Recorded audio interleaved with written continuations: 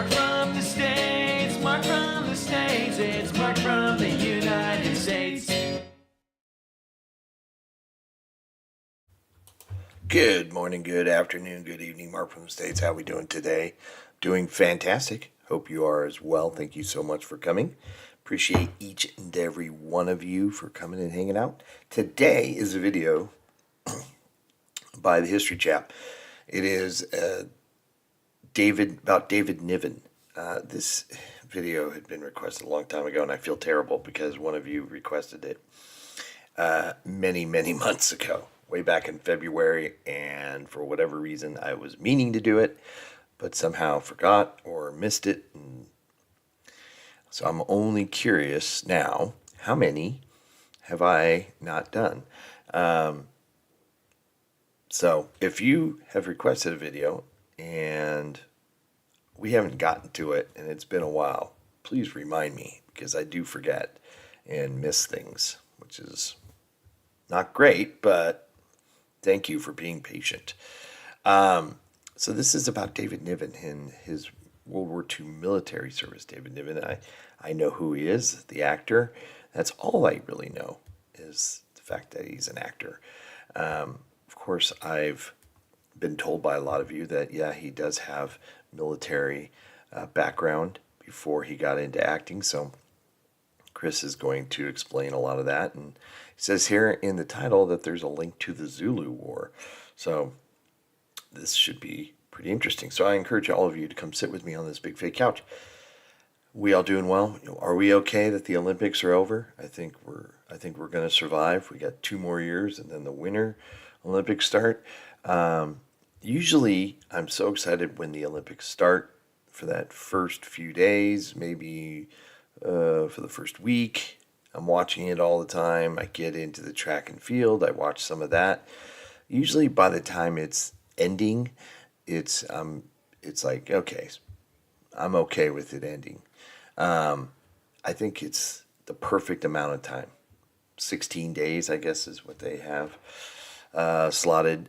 So it was a good Olympics. I thought, like, for the competition, it was good. I'm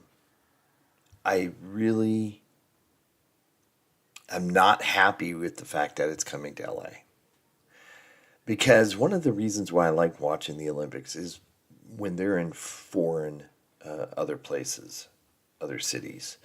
I like to see the history of the city, the shots with the drone, the aerial shots, and just being somewhere else. I kind of like the fact that the time change is different, and now that it's literally going to be in my backyard, everything is going to be congested if I ever have to go down near LA.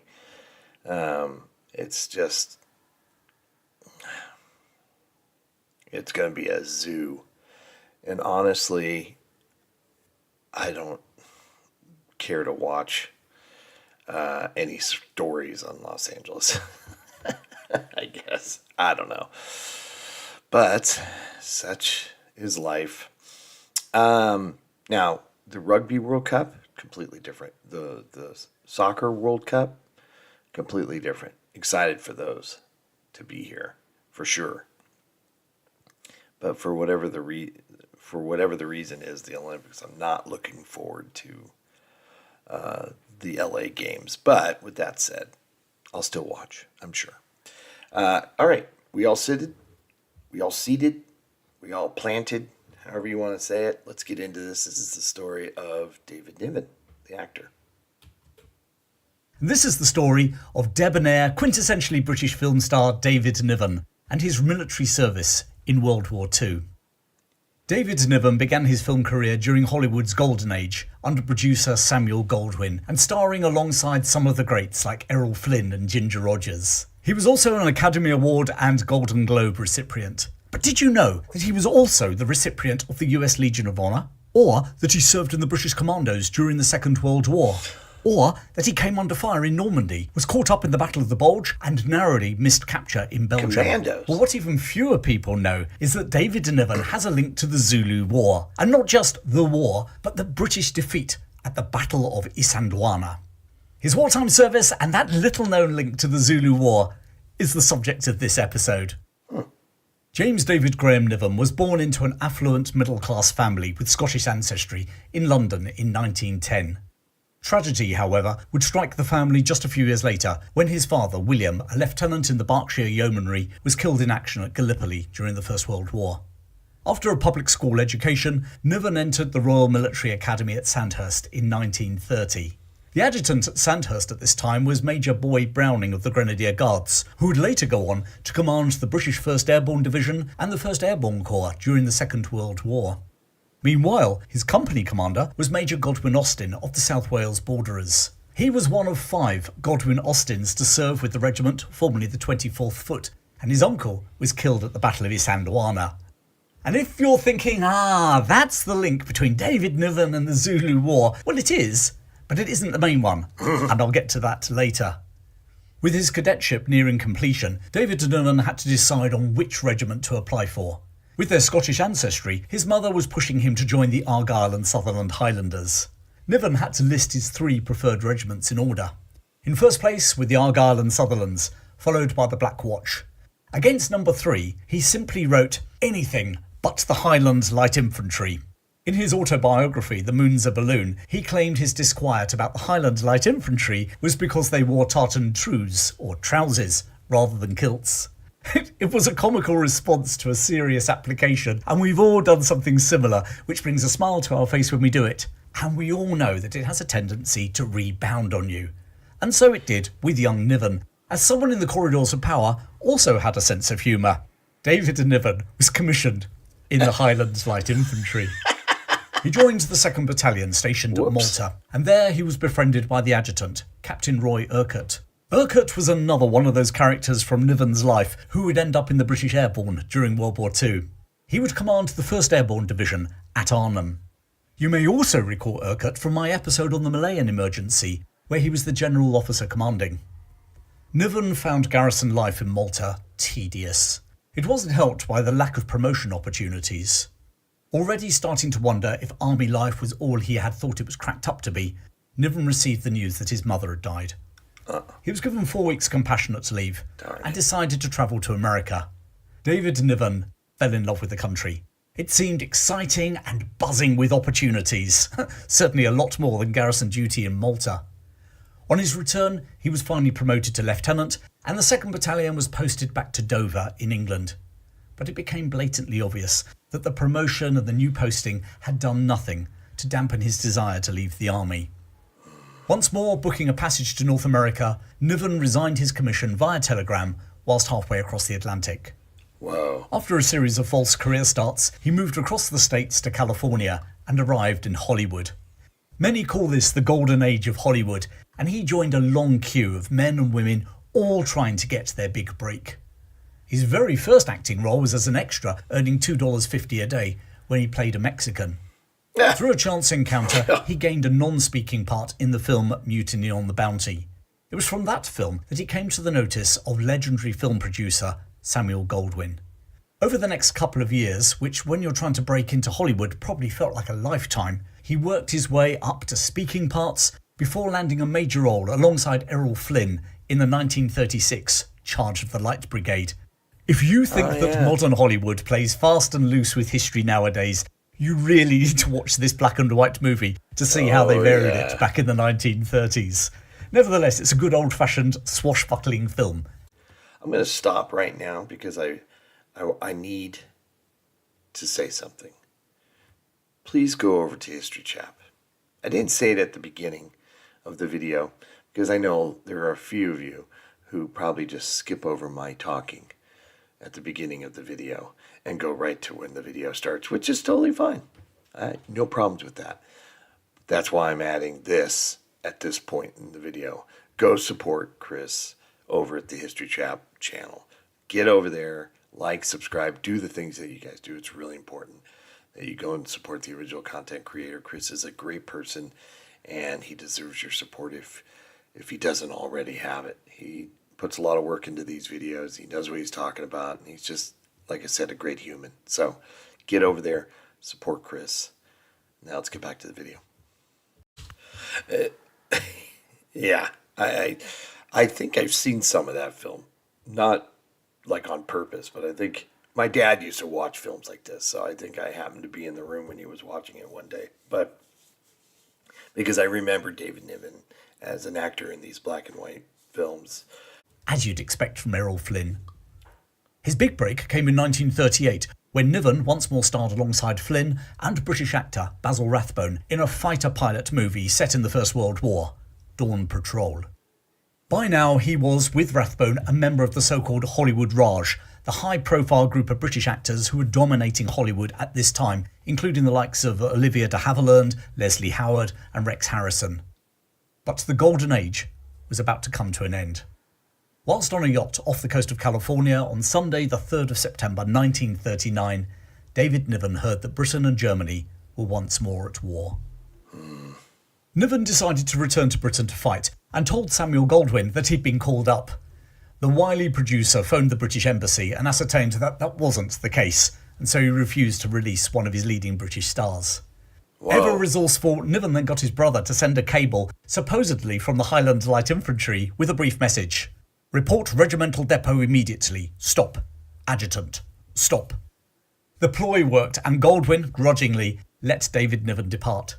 Whilst travelling via Washington, DC, he was invited to meet the British ambassador, Lord Lothian. Really? The ambassador told him that he could represent his country better on the screen, something most of the Hollywood Raj chose to do.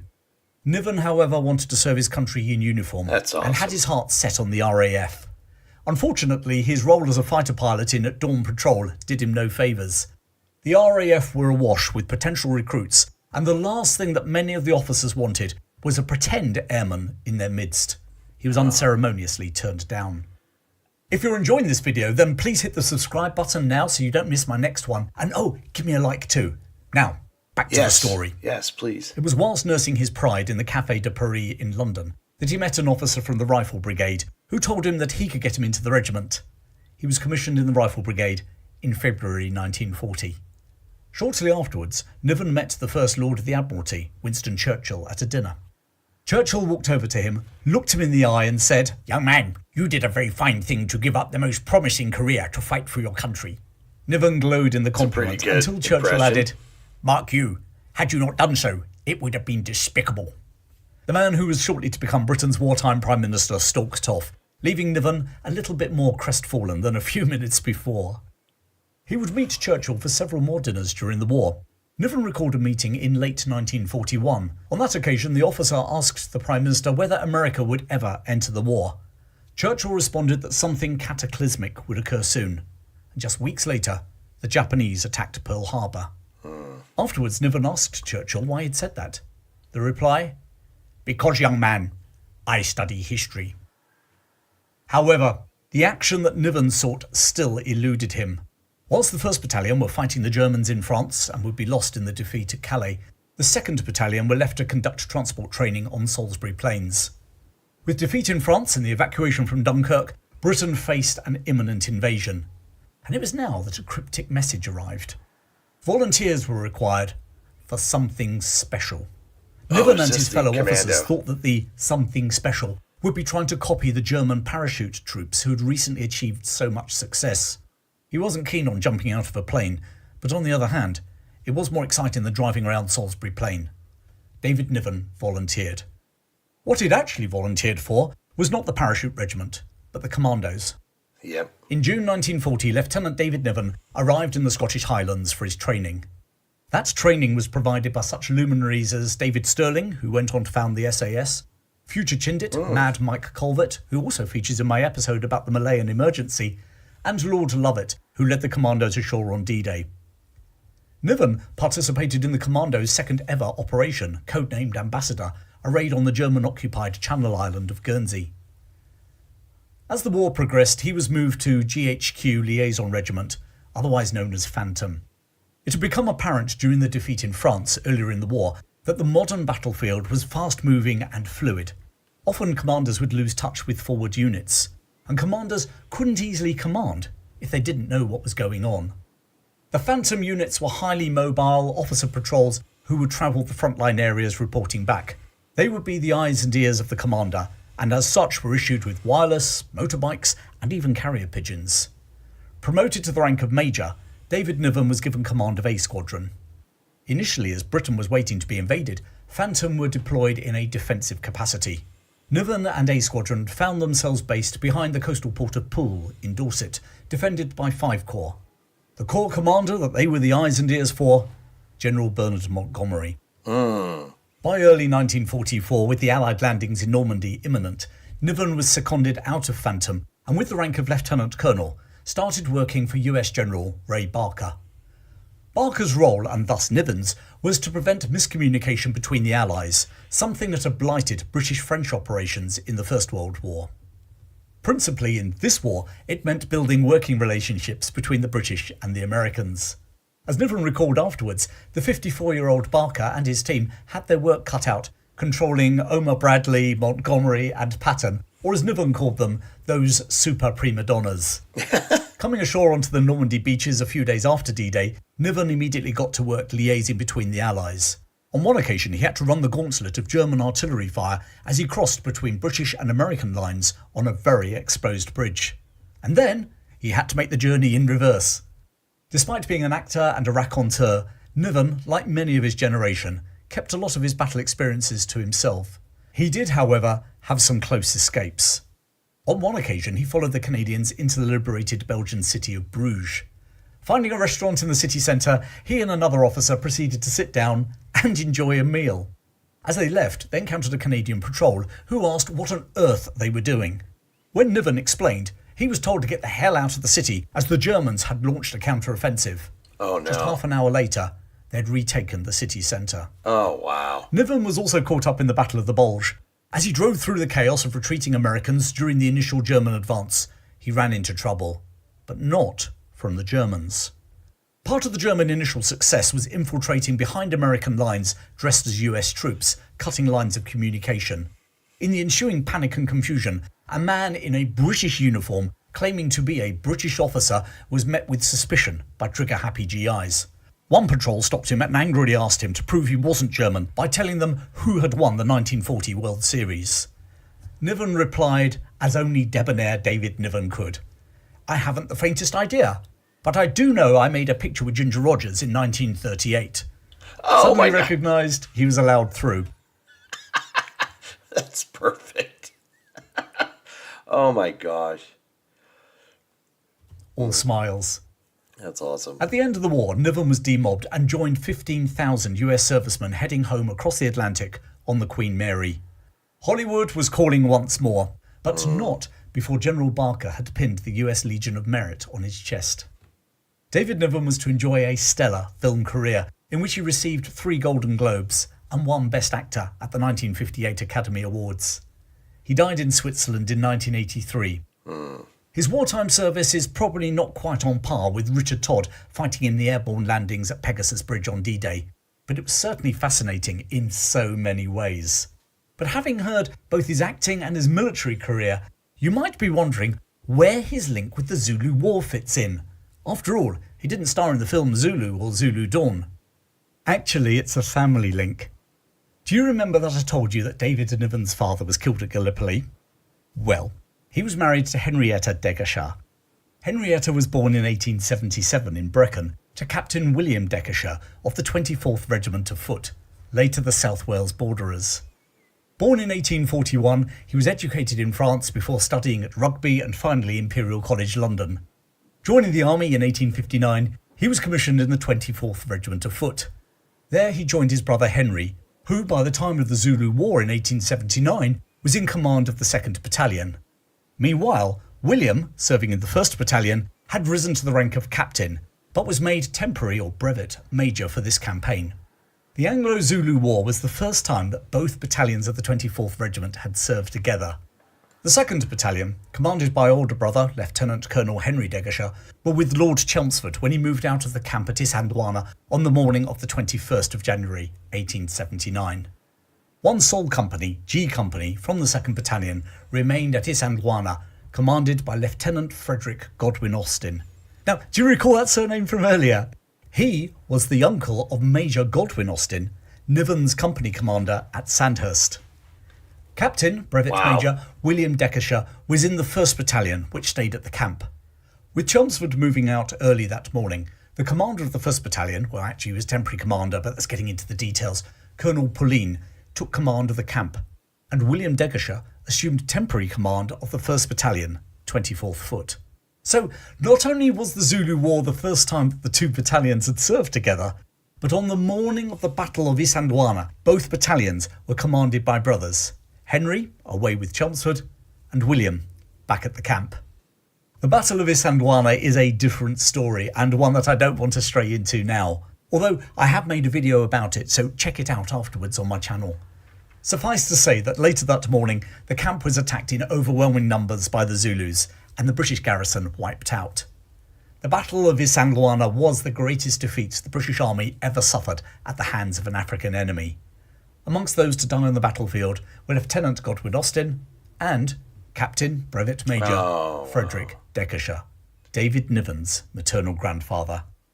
So there you have it, David Niven's very personal link to the Zulu War, a little known story about one of Britain's great film stars. A man who was not just an Academy Award winner, who worked for legendary producer Samuel Goldwyn and acted alongside some of the greats from Hollywood's golden age, but who served his country in the Second World War. A heck of a career, and a heck of a man. Lieutenant Colonel David Niven, recipient of the US Legion of Merit, and former British Commando. If you enjoyed this episode and want to know when I release future ones, please subscribe to my channel. And please do check out my channel. I have well over 100 videos out there for you to watch. Plenty more coming your way. But in the meantime, thanks for joining me today. Keep well, and I'll see you again very soon. Thank you, Chris. Interesting. It's, we've talked about it in other videos. It's just a different breed of person back in those days. I mean, he had the career just taking off, and he's, war broke out. His first thing he wants to do is go back and fight. I mean, while you saw others, stay, he was like, no, I'm going, and lied about it, had forged, telegrams to convince the studio head there to release him from his contract. So weird how they used to do that back in those days. But just remarkable stories, and then dealing with those close calls like that town in the town in Belgium, and just insane. Yeah, he was a good actor. He was really good. I didn't realize he died in '83. I thought he was. So every time I think I was watching him, I was a lot older than. It was after he died, probably. I would have been 12 in 1983, unless, of course, it's after December 6th, which is my birthday. So, yeah, interesting. And then the cool thing is he came back to Hollywood after the fact, and just his career took off. It's wild. Good video. Hey, go support Chris over at History Chap. It's really important that you do. His videos are great. He's a great person. And I appreciate him allowing us to all learn from his channel. Hope everybody's happy, healthy, and safe. We will see you in the next one. Take care. Bye. Mark from the States, Mark from the States, it's Mark. Yeah.